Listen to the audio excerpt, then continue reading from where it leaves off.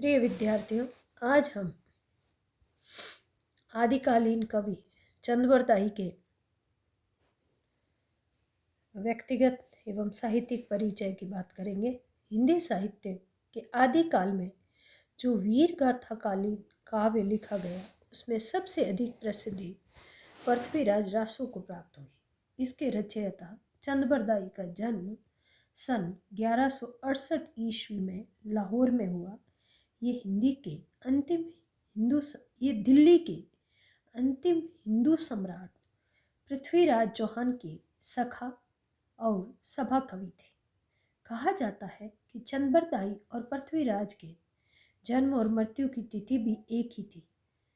प्रसिद्ध है कि जब महमूद गौरी सम्राट पृथ्वीराज को बंदी बनाकर गजनी ले गया, तो वहां पहुंचकर चंद ने उनकी अद्भुत बाण विद्या की प्रशंसा की। संकेत पाकर पृथ्वीराज ने शब्दवेदी बाण से गौरी को मार गिराया और अपनी स्वतंत्रता की रक्षा करने के लिए एक दूसरे को कटार मारकर दोनों ने मृत्यु का वरण कर लिया।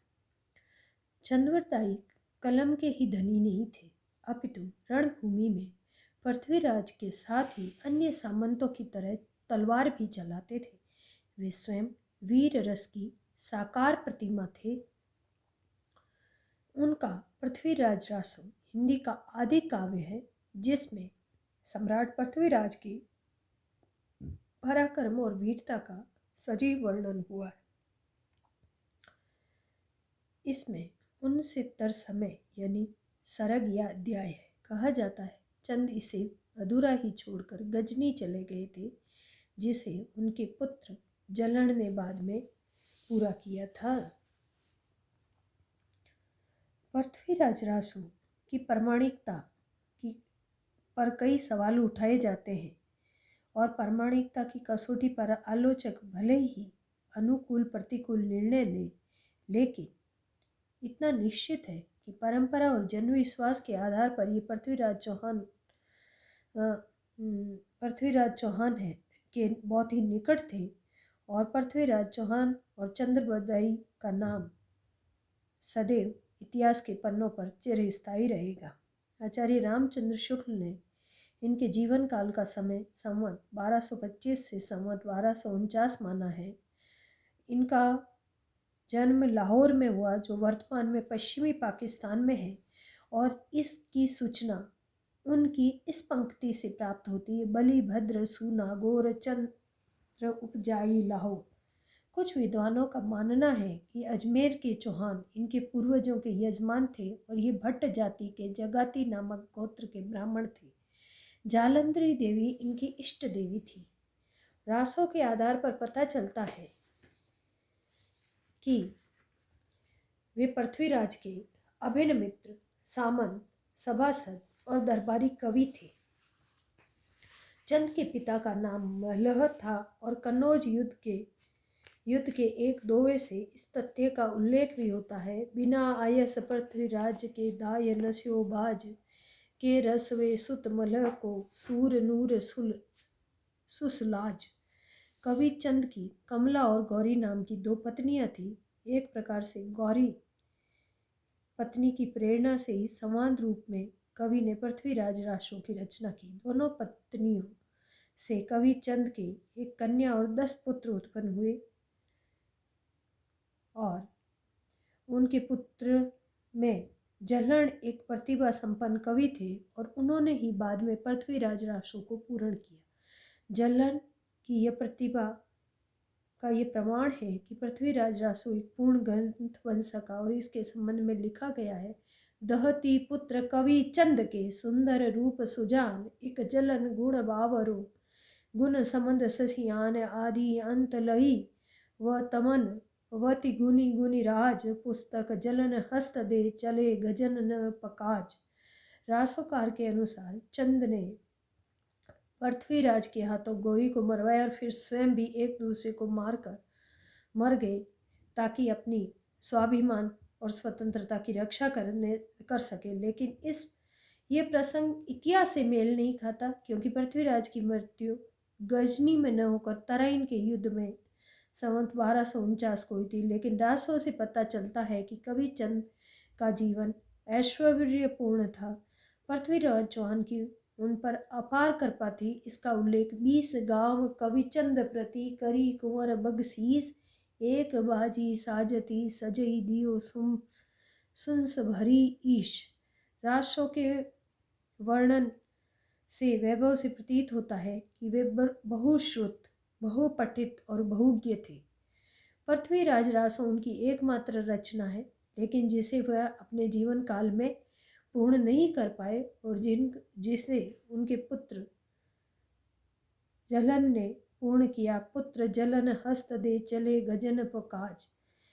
लेकिन चंद्रवरदाई षड भाषा के पंडित, व्याकरण, काव्य, साहित्य, छंद शास्त्र, ज्योतिष तथा पुराण के धनी थे। यही नहीं, वे एक वीर और उत्कृष्ट योद्धा भी थे और सामंत, मित्र और मंत्री होने के कारण वे सदैव पृथ्वीराज के साथ ही रहते थे।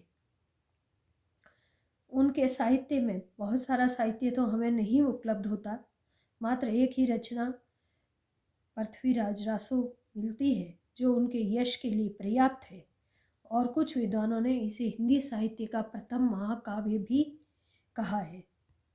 और इसमें युद्ध का चित्रांकन भी हुआ है। इस काव्य में युद्ध का सजीव वर्णन मिलता है और युद्ध वर्णन के साथ प्रकृति की चित्रण भी बहुत ही सुंदर रूप में इसमें ऋतु वर्णन, प्रकृति चित्रण और प्रकृति के विभिन्न शोभा रूपों का जो चित्रांकन है वो बहुत ही सुंदरता के साथ उकेरा गया है। इसमें नायिका के नक्सिक सौंदर्य का वर्णन है जो हिंदी साहित्य की काव्य रचनाओं में अद्वितीय स्थान रखता है, जिसमें कवि ने नायिका के नक्सिक वर्णन में अपने आप जो है वो इतना सुंदर है कि विशेष स्थान रखता है। श्रृंगार और वीर रस का सुंदर परिपाक हमें इस महाकाव्य में मिलता है। श्रृंगार और वीर रस दो विरोधाभासी रस होते हैं, लेकिन फिर भी हमें पृथ्वीराज रासो में इन दोनों रसों का बहुत ही सुंदर और उत्कृष्ट चित्रण हमें मिलता है। चंद्रवरदाई के काव्य की भाषा शैली भी है वो बहुत ही उत्कृष्ट है। इसका भाव पक्ष और कला पक्ष भी बहुत ही सशक्त बन पड़ा है, और जो इनके काव्य की शोभा में चार चांद लगाने वाला है। पृथ्वीराज चौहान के विषय में लिखा गया जो ग्रंथ है पृथ्वीराज रासो, जिसका अगर हम वर्णन इसको संक्षिप्त में अगर इसका परिचय हम बात करें तो इसका ये है कि इसमें इन्होंने दिल्ली के अंतिम सम्राट पृथ्वीराज चौहान के जीवन की महत्वपूर्ण घटनाओं को उल्लेख किया है और उनके व्यक्तित्व और कर्तृत्व का महत्वपूर्ण चित्रण हमें इन साहित्य में मिलता है। हस्तलिखित परित्यों के आधार पर पता चलता है कि यह एक बहुत बड़ा ग्रंथ है और पृथ्वीराज रासो की 4 प्रकार की प्रतियां मिलती हैं: वृद्ध रूपांतर, मध्यम रूपांतर, लघु रूपांतर और लघुतम रूपांतर। हस्तलिखित परित्यों के आधार पर यह पता चलता है कि लघुतर रूपांतर की 5 प्रतियां प्राप्त हुई, मध्य रूपांतर की 11 और वृद्ध रूपांतर की 33 प्रतियां प्राप्त हुई है। और वृद्ध रूपांतर में 16,306 छंद है और मध्य रूपांतर में 7,000 छंद है और लघु रूपांतर में 3500 छंद है। और इस प्रकार पृथ्वीराज रासो है उसको कई विद्वानों ने वो महाकाव्य की संज्ञा दी है। धन्यवाद।